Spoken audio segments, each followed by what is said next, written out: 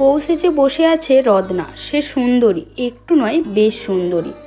লাল রঙের শাড়িতে থাকে আরও বেশি সুন্দর দেখাচ্ছে, অনেকটা লাল গোলাপের মতো।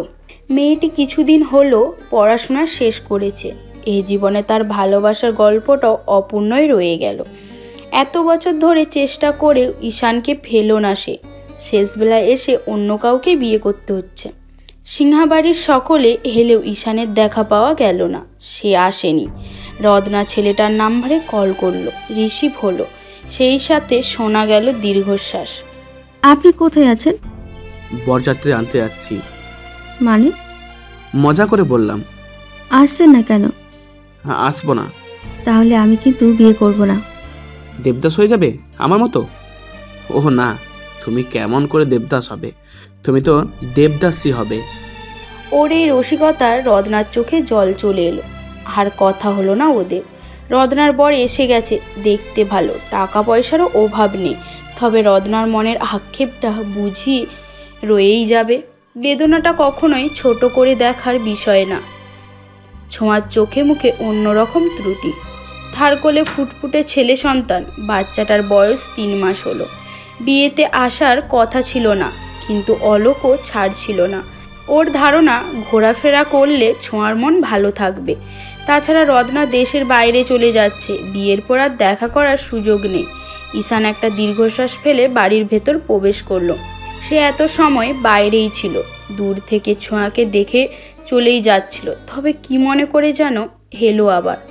অলোকের সাথে ছোঁয়ার সম্পর্কের উন্নতি ঘটেছে। ছেলেটা ছোঁয়াকে অনেক বেশি ভালোবাসে। যদিও ওর ভালোবাসার শুরুটা ভালো ছিল না, তবু বলতে হয় ছোঁয়ার প্রতি ওই অনুভূতি ভোরের আলোর মতো সিক্ত, সুন্দর। বাচ্চা হওয়ার পর ছোঁয়ার ওজন কিছুটা বেড়েছে, সেই সাথে বেড়েছে সৌন্দর্য। মেয়েটি অনেক সময় ধরে বাবুকে কোলে নিয়ে পথ চলছে। অলোক কাছে এসে বাবুর গালে বৃদ্ধা আঙুল ছোঁয়ালো। বাবুর খিদে পাওয়ার কথা। অনেক সময় হয়েছে, ফিটিং করাতে হবে। দাঁড়াও দেখছি, চারপাশে অনেক মানুষজন। ছোঁয়া বাবুকে নিয়ে একটা কর্নারে এসে দাঁড়ালো। তার ঠিক পেছনে ছিল ঈশান। বাচ্চাটাকে দেখে যেমন ভালো লাগা কাজ করছে, ঠিক তেমনি কষ্ট অনুভব হচ্ছে। ওর চোখের কোণে জল নেমে এসেছে। অলোক এসেই দেখল ঈশান পেছনে দাঁড়িয়ে। ছোট্ট ছোট্ট শব্দে বাবুর সাথে কথা বলছে ছোঁয়া। ঈশানের সাথে অলোকের চোখাচোখি হলো। ঈশান নড়ল না, অলোকও কিছু বলল না। পেয়েছো? হ্যাঁ, দোতলা ঘর খালি আছে। বাবুকে একটু ধরো তো। দাও দেখি আমার বাবুটা। খিদে পেয়েছে বাবা? এখুনি মাম্মা খাওয়াবে তোমায়, আমার সোনা ছেলে। কথা বলতে বলতে এগিয়ে গেল অলোক। ছোঁয়া ভুলে ফোন রেখে চলে যাচ্ছিল। পেছন ফিরতে ঈশানকে নজরে এলো, তার ভেজা দুটি চোখ। ছোঁয়ার ভেতরে উত্তাপ ছড়িয়ে গেল, তবে চোখে জল এলো না। পরিস্থিতি বদলে গিয়েছে। একটা বাচ্চা ওর জীবনের সমস্ত ব্যথা ভুলিয়ে দিয়েছে। আসলেই ভালো আছে সে। উষসীর মা বাবার সমাধিতে ফুল রাখলো মার্কো, উষসীর বান্ধবী সে। ডেনমার্কে আসার পর সমস্ত সুখ দুঃখের সখী ছিল মেয়েটি। অভিরাজ শব্দহীনভাবে দাঁড়িয়ে। মার্কো বেশ সময় নিয়ে দোয়া পড়ল, তারপর অভিরাজের কাছে এসে দাঁড়ালো। ছেলেটার দৃষ্টিতে রিক্ততা, কোঠরে যাওয়া চোখ, সব কেমন অদ্ভুত হয়ে গেল। উষসীকে ছাড়া আজ 8 মাসের ওই অধিক সময়। এই 8টা মাস অভির জীবনই বদলে দিল। মার্কো বাহুতে স্পর্শ করতেই ধ্যান ফিরল। বুক চিরে বেরিয়ে এলো দীর্ঘশ্বাস। সময়টা যাচ্ছেই না মার্কো। উষসীকে ছাড়া আজ 8টা মাস হয়ে গেল। মন খারাপ করো না অভিরাজ, তোমাকে বিশেষ কিছু বলার জন্য ডেকেছি। বলো, শুনছি। তার আগে আমায় বলো, সান তোমাকে দুর্ঘটনার কতটুকু বলতে পেরেছিল? বলেছিল এলেন ওকে ভয় দেখিয়ে এখানে এনেছে। এখানে পুরো সত্য নয়। মেয়েটা তোমায় পুরোটা বলতে পারেনি। তার আগেই অমন একটা ঘটনা ঘটে গেল। অভির হৃদয়টা গুমোট হয়ে আছে। উষসীর সুন্দর মুখটা বারবার চোখে ভাসছে। শেষবেলায় মেয়েটার অবস্থা কতটা করুণ ছিল, কি যন্ত্রণায় না পেয়েছে। উর্শির নামে বিশাল প্রপার্টি রয়েছে। ওর মম সাবরিয়া পল ইতিম ছিলেন না। একটা দুর্ঘটনায় পুরো পরিবার হারিয়েছিলেন তিনি। তারপর অরফানেজে মানুষ হন, কিন্তু উনি বংশগতভাবে কোনো প্রপার্টির অংশ হতে পারেননি। এর কারণ অন্য ধর্মের একজনকে জীবনসঙ্গী হিসেবে বেছে নেওয়া। সেই জন্য সপ্তাহে ওনার সন্তানের জন্য সংরক্ষিত ছিল। বিষয়টা শুরু দিকে সাবরিয়াও জানতেন না। কথাগুলো যেন বুঝে আসছে না অভির। সে যতটুকু শুনেছিল ওর সাথে মিল পাচ্ছে না। তারপর সাবরিয়ার সাথে এলেনের প্রেমের বিয়ে। দুজন দুজনকে ভীষণ ভালোবাসে, সংসার করার সিদ্ধান্ত নেয়। আর তাদের ভালোবাসার সাক্ষী ছিলেন আজহার আহমেদ। সাবরিয়ার একমাত্র বন্ধু ছিলেন তিনি। দুজনে একই অরফানেজে বেড়ে উঠেছিলেন। আজহার নামটা শুনে একটু অদ্ভুত লাগলো অভিরাজের। লোকটা বলেছিলেন ওনার সাথে ভার্সিটি থেকে সাবরিয়ার পরিচয়। ভীষণ কৌতূহল নিয়ে সে বলল, কিন্তু আজহার কেন মিথ্যে বলেছিলেন? আর উষসীর মা বাবা তো ডিভোর্স হওয়ার কথা ছিল। পুরো ঘটনা শুনো। অভিরাজ মৌনতা বজায় রাখলো। মার্কো ফের বলতে লাগলো, সাবরিয়ার সম্পত্তি সম্পর্কে আজহার অবগত ছিলেন, তাই তিনি চেয়েছিলেন সাবরিয়াকে বিয়ে করতে, কিন্তু সাবরিয়া চাননি। যাই হোক, দীর্ঘদিন ধরে সাবরিয়ার প্রপার্টি হাতিয়ে নেওয়ার পরিকল্পনা করছিলেন। সে প্ল্যান করে সাবরিয়া আর উর্শিকে দেশে আনা হয়। ততদিনে এলেনের সাথে সাবরিয়ার সম্পর্ক খারাপ যাচ্ছিল। এলেনকে বিশেষ ধরনের ড্রাগ সেবন করানো হতো, যার ফলে এলেন আজহারের বশে চলে আসে। সাবরিয়া চাননি এলেনের সাথে ডিভোর্স হোক, তাই দেশে আছে। প্ল্যান অনুযায়ী প্রপার্টির পেপারে সাইনও করে ফেলানো হয়। আর সেদিনই সান হারিয়ে যায় আর সাবরিয়ার দুর্ঘটনা ঘটে। সমস্ত প্রপার্টি নিয়ে আজহার চলে যায়। তবে সেদিন জানতে পারে প্রপার্টিগুলো সাবরিয়ার নামে নেই। সেদিন ফিরে আসে, সাবরিয়াকে হাসপাতালে পায়। এদিকে সানের খোঁজ পাওয়া যাচ্ছে না। পুলিশের সাহায্য নিতে চাননি সে, কারণ এতে ওর জন্য সমস্যা হতে পারে। তারপর তোমরাই উনার খোঁজ বের করলে। সেই সময় উনি সমস্ত প্ল্যান করেন। সাবরিয়াকে টপ বানিয়ে সানকে বাধ্য করা হয় দেশ ছাড়তে। এলেনকে ড্রাগ দিয়ে রাখা হতো। সে নিয়ন্ত্রণহীন ছিল, তবে যা বলা হতো তাই করত। এত কিছুর পরও আজহার প্রপার্টি হাতে পায়নি, কারণ নিয়ম অনুযায়ী সানের 21 বছর না হওয়া অবধি প্রপার্টি তার নয়। আর সান যেন কোনো প্রকার অ্যাকশন না নিতে পারে, সেই জন্য ওকেও নিয়মিত ড্রাগ দেওয়া হতো। অভির দেহে কম্পন ধরে গেল। কত বড় খেলা চলেছে, কতটা কষ্টে ছিল তার উষসী। মার্কো ঘড়িতে সময় দেখে বলল, একা একটা বাড়িতে থেকে সান অনেকটা অদ্ভুত হয়ে যাচ্ছিল। তখনই আমার সাথে ওর পরিচয়।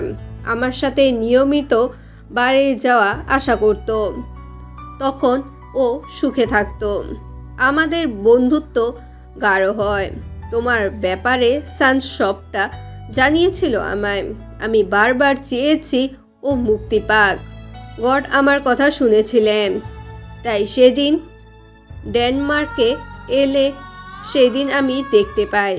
শুরুতেই চেয়েছিলাম তোমায়, তাই খোঁজ নেওয়া শুরু করি। জানতে পারি তোমরা বারে যাচ্ছ মিটিংয়ের কাজে। সেই জন্যই সানকে নিয়ে সেদিন বারে যাই, আর তারপর তোমাদের দেখা হয়। অভিরাজ আসলে কথা হারিয়ে ফেলল। মার্কো বারবার ঘড়ি দেখছে, হাতে বেশি সময় নেই। সে অভির ভঙ্গিমা দেখে একটুখানি ঠোঁট প্রসারিত করল। খানিক বাদে ছেলেটার কম্পন ধরা ঠোঁট বেজে উঠল। আজহার এই মিথ্যে ষড়যন্ত্রের বিষয়টা কবে জানতে পেরেছিল? সান ডেনমার্কে বাড়ি থেকে চলে আসার আগের দিন রাতে। ও খুব বেপরোয়া হয়ে গিয়েছিল, কারণ দীর্ঘদিন ধরে সাবরিয়ার সাথে দেখা হচ্ছিল না। কেন দেখা হচ্ছিল না? মৃত মানুষের সাথে কিভাবে দেখা হবে? অভির পুরো শরীর কেমন করে উঠল, সে অন্তত আবেগঘন হয়ে পড়ল। কবে ঘটেছে এটা? বার দুর্ঘটনার কয়েক মাস আগে। সঠিক চিকিৎসা না করানোর ফলে সাবরিয়ার মৃত্যু ঘটে। এক করুণ মৃত্যু স্বাদ নেন তিনি। সেই মুহূর্তে লাবণ্যর কথা স্মরণ হলো অভিরাজের। লাবণ্য বলেছিল উষসী খুব তাড়াহুড়োই ছিল সেদিন। কিন্তু উষসী কেন সেদিন পালালো? ও আজহারকে শেষ করতে চেয়েছিল, কিন্তু এসবে তোমাদের জড়াতে চায়নি। বারে আজহারের মিটিং চলছিল। বারের ফুটেজে সানের হাতে রিভলভার দেখেছিলেন নিশ্চয়। অভি মনে করলো হ্যাঁ সে দেখেছিল, তবে অতটা গুরুত্ব দেয়নি তখন। সান খুব মানসিক চাপের মধ্যে দিয়ে চলছিল। কি করছিল বুঝতেই পারেনি, শুধু মনে হয়েছিল প্রতিশোধ নিতে হবে। কিন্তু ভাগ্য বড় আশ্চর্য খেলা খেলল। বিস্ফোরণ ঘটে গেল সেখানে। আজহারের পাপের শাস্তি স্বয়ং সৃষ্টিকর্তাই দিলেন। ঘড়ির কাঁটা টিং টিং করে বেজে উঠল। মার্কো মৃদু হেসে বলল, আমাকে যেতে হবে, ফ্লাইটের সময় হয়ে গিয়েছে। তোমার জন্য শুভকামনা। জীবনের বাকি সময় সুন্দর হোক অভিরাজ। মার্কো চলে যাওয়ার পরপরই আকাশ মেঘলা হতে শুরু করলো। বোধহয় বৃষ্টি নামবে। এদিকে পশ্চিমা আকাশে সূর্য নেমে গিয়েছে। পরিবেশ শীতল, সাথে আসছে মন ভালো করার সুবাস। হুট করেই বেলি ফুলের ঘ্রাণটা নাকে এলো। অভির হৃদয়ে ধুকপুক বৃদ্ধি পাচ্ছে। সমাধির পাশে দাঁড়িয়ে আছে বাদামি চুলের শ্বেতরঙা মেয়েটি। তার পরনে আজ হাঁটু সম ফ্রক নেই, সে পরে আছে শুভ্র রঙা শিপনের শাড়ি। হুমায়ুনের আহমেদ বলেছিলেন পূর্ণিমার আলোয় মেয়েরা সাদা শিপনের শাড়ি পরলে নাকি মনে হয় শাড়িটাও চাঁদের আলোয় তৈরি। অভির কাছে মনে হলো শুধু শাড়ি নয়, মেয়েটিও বুঝি চাঁদের আলোয় গড়া। অভির দুটি চোখে চিকচিক করছে জল। 8 মাসের দীর্ঘ বিচ্ছেদের সমাপ্তি ঘটেছে। অবশেষে ড্রাগস রিয়ালিটিশনের থেকে মুক্ত হলো উষসী। ভীষণ যন্ত্রণায় সেদিন নিজের হাতের শিরা কেটে ফেলার প্রয়াস করেছিলেন উষসী, তবে সঠিক চিকিৎসার জন্য বেঁচে যায়। তারপর তাকে নেওয়া হয় মাদক মুক্ত করার জন্য। এই যে 8টা মাস পর মুক্তি পেল, যে কিনা অভির ভালোবাসা। যুবতী তার মা বাবার সমাধিতে প্রার্থনা করে যতক্ষণে কাছে এলো ততক্ষণে বৃষ্টি নেমে গিয়েছে। প্রহর হয়ে উঠেছে রাঙা। বৃষ্টির জল আর রাঙা প্রহর মিলিয়ে যেন সৃজন হলো এক প্রহর রাঙা বৃষ্টি ভেজা আলাপন। অভির মিশ্রণ গালে সিক্ত হাত রেখে উষসীর ভেতরটা শীতল হয়ে গেল। মেয়েটির শরীর থেকে আসা বেলি ফুলের সুবাসটা বড় আকর্ষণ করছে। কাঁধসমা বাদামি রঙা ভেজা চুলগুলো যেন অন্যান্য সুন্দর। এত সৌন্দর্য দেখেও নড়তে পারছে না অভিরাজ। সে যেন ঘোরের মধ্যে ঢুকে গিয়েছে। সব কেমন অদ্ভুত সুন্দর হয়ে উঠেছে। বৃষ্টির জলে দুজনে ভিজে একাকার। মাটির ভেজা গন্ধটা যেন নতুন কিছুর আগমনী বার্তা। উষসীর গোলাপি রঙা ঠোঁট কাঁপছে। সে চাইছে ছেলেটার ত্বক ছুঁয়ে দিতে। তার ভাবনার সমাপ্তিক্ষণে অভি তার উষ্ণ ঠোঁটের উত্তাপ ছিটিয়ে দিল মেয়েটির গোলাপ রঙা অধরে। অজস্র চুমু খেল শ্বেতরঙা মুখে। প্রাপ্তিতে ভরে উঠেছে উষসীর চোখ মুখ। এখনও বিশ্বাস হচ্ছে না, অথচ এটাই সত্য আর সুন্দর। এই তো সেই অভিরাজ যে নিজের থেকে এক যুগ ছোট একরুখা জেদি মেয়েকে ভালোবেসে থমকে গিয়েছিল, আর উষসী সেই ভালোবাসায় হারিয়ে গিয়ে উৎসর্গ করলো নিজের সবটা। এই ভিডিওটি যদি আপনাদের ভালো লাগে তাহলে অবশ্যই লাইক করবেন ও আপনাদের মূল্যবান মতামতটি কমেন্ট করে জানাবেন। আর এরকম ভালোবাসার ভিডিওগুলি দেখার জন্য আমাদের চ্যানেলটি সাবস্ক্রাইব করে আমাদের সাথেই থাকুন। ধন্যবাদ সবাইকে।